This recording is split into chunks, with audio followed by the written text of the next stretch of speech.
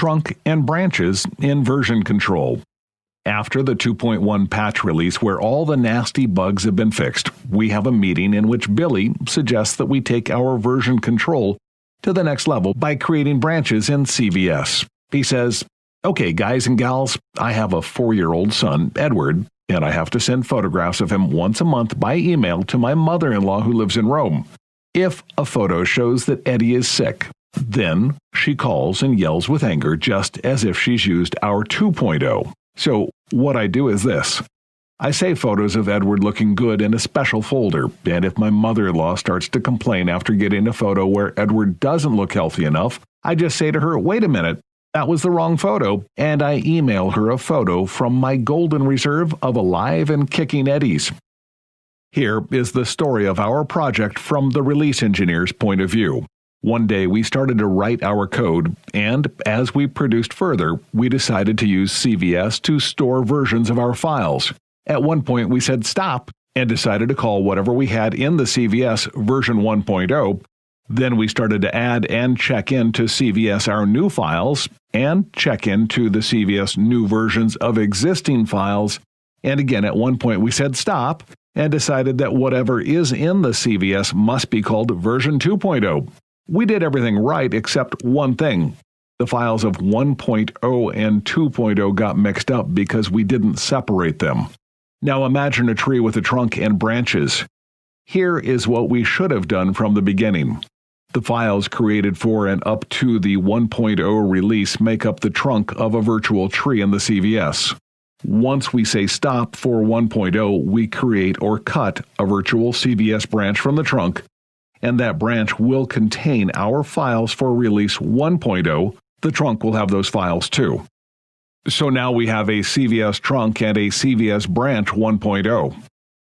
The programmer who writes code for 2.0 must check in his files to the trunk dotted line.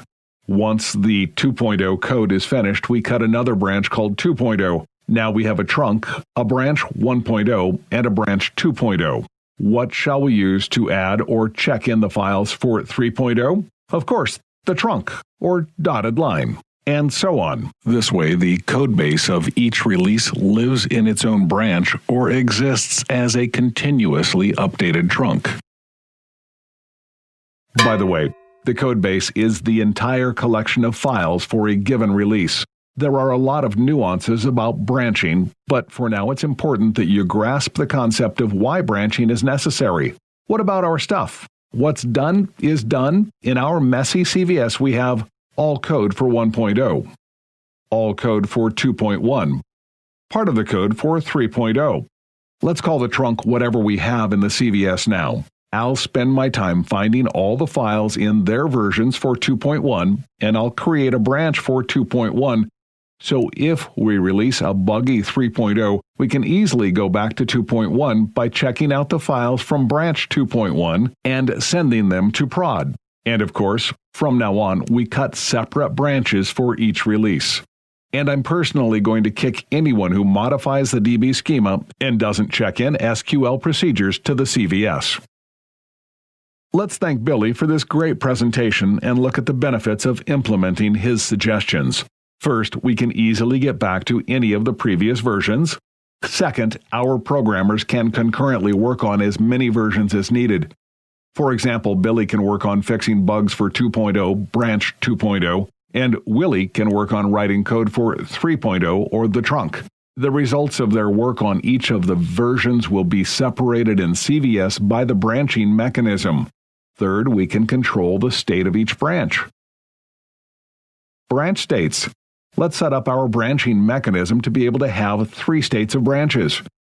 Open. We can add, delete, check in files to, from, into CVS without getting approvals or meeting certain conditions, etc. The trunk is always open. Conditionally open.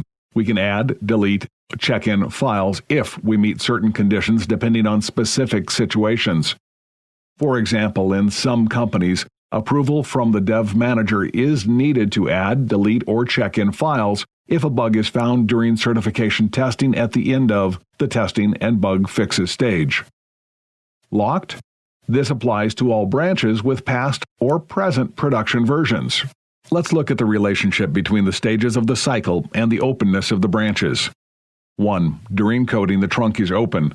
The developers who are working on the coming release can add, delete, or check in files without restrictions. 2. During testing and bug fixes, the branch is conditionally open. The developers can do add, delete, check-in operations in the coming release branch only if they provide a valid bug number during actions with the CVS. 3. Once the code is in production, then the corresponding release branch is locked. Production bug equals test case. When a bug is found in production, the following situation can occur. The developer checks in his fixed code to the branch with the patch release and forgets to check in the fix to the trunk. The consequence is this: when the next branch is cut from the trunk, the new branch will have the same bug. That's why we can have a situation where a bug that has been fixed in a previous production version, for example 2.1, reappears in production after a major release, 3.0. So, the golden rule is to create a test case for each bug found in production. Add this test case to a special test suite called test cases for production bugs. We recommend keeping that suite dynamic. You add new test cases as production bugs are found and fixed, and retire test cases from it once you execute them for the coming release and the next release after the coming release. Postmortem for bugs on production. When we encounter a bug in production, it's a good idea to have a postmortem. This term is borrowed from the medical field, where it refers to a medical procedure that consists of a thorough examination of a corpse to determine the cause and manner of death and to evaluate any disease or injury that may be present. Source: Wikipedia. By way of analogy, during a bug postmortem at a software company, we do a thorough examination of why that bug was missed. We try to identify weak points in our software development process. Depending on the severity of the situation, a postmortem can be held as a separate meeting or just as an email thread. Postmortem should not be witch hunts. On the contrary, they should be constructive, positive measures targeted at improvements. Beta release. Sometimes Internet companies make a beta release prior to a major release. The idea behind a beta release is this: before we make an official major release, in other words, a major release available to all possible users, we make the code of that major release available to a limited group of people, beta testers, who represent our target users. Beta testing is done by a limited number of users before the official software release. By the way, a target user is basically a person that we expect to use our website. Target users can be identified by different sets of criteria: age, gender, occupation, interest, country, etc. Beta testers are not test professionals. They are just regular folks that can be useful to us. For example, at Shareling.com, we can invite our most active users to be our beta testers if we decide to do a beta release. We can do a release to a beta test environment and email a beta tester a secret URL, beta.shareling.com.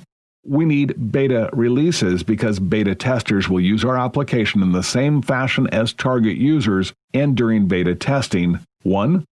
Beta testers will report bugs to us. 2. We'll monitor our system and see how it works under real-life usage. For example, if the DB crashes during beta testing, we can assume that it will also crash after a major release when many more customers are going to use that code.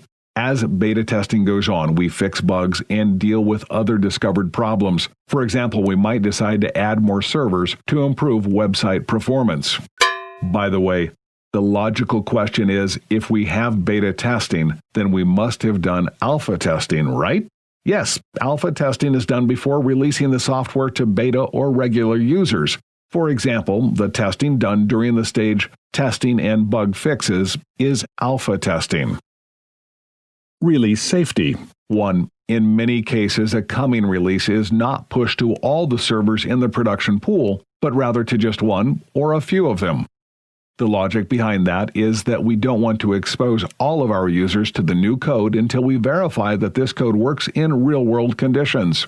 So, random users hit our new code on one or several production machines, and we monitor the quality in production by looking at the DB and log files. This approach is especially good for architectural releases when the front end is absolutely the same, but the back end is different. This approach is called a canary release. 2. A release that doesn't have a critical urgency must be pushed to production while the majority of users are inactive, for example, during the night. You can define a night for your release using some interval of time, for example, from midnight till 6 a.m. in the time zone where most of your target users live. This can be very difficult for websites with a big international exposure like Google.com. As a rule, U.S. companies make releases between 11 p.m. Pacific Standard Time or 2 a.m. Eastern Standard Time and 3 a.m. Pacific Standard Time or 6 a.m. Eastern Standard Time. So they have a 4-hour window when the majority of people who live in the continental U.S. are asleep. By the way, right before and during the time the release to production is underway, put a polite message like this on the production homepage. Sorry for any inconvenience. The site is under maintenance. We will be up at 3 Pacific Standard Time. It's not a big deal from a technical point of view, but your users will really appreciate your consideration.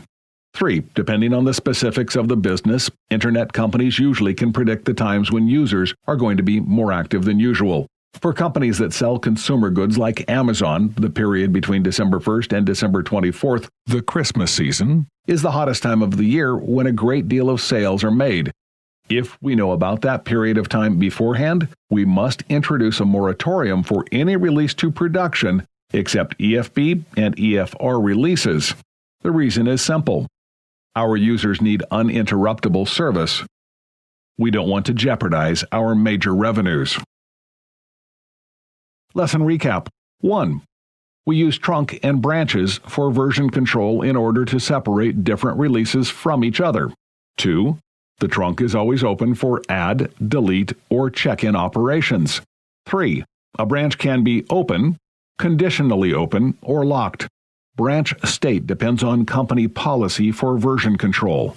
4. A test case should be created for each bug found on production. This is needed to protect us from a programmer's mistake where he forgets to check a bug fix into the appropriate branches or a trunk. 5. We should do a postmortem for each bug found on prod. Postmortems are needed for finding problems in the software development process. 6. A beta release allows us to collect information about the state of a release candidate and the hardware on which a release candidate runs. 7. Alpha testing is testing done within the software company. 8. During canary release, we push code only to one or several servers. A canary release is often used for releasing projects of high risk, for example, architectural changes. 9. We should push production when our target users are least active on our site. 10. It's a good idea to put up a nice message. Sorry for any inconvenience. This site is under maintenance. We'll be up at 3 a.m. PST during our release to production. 11. A release moratorium can be established for times when users' activity on our site is very high.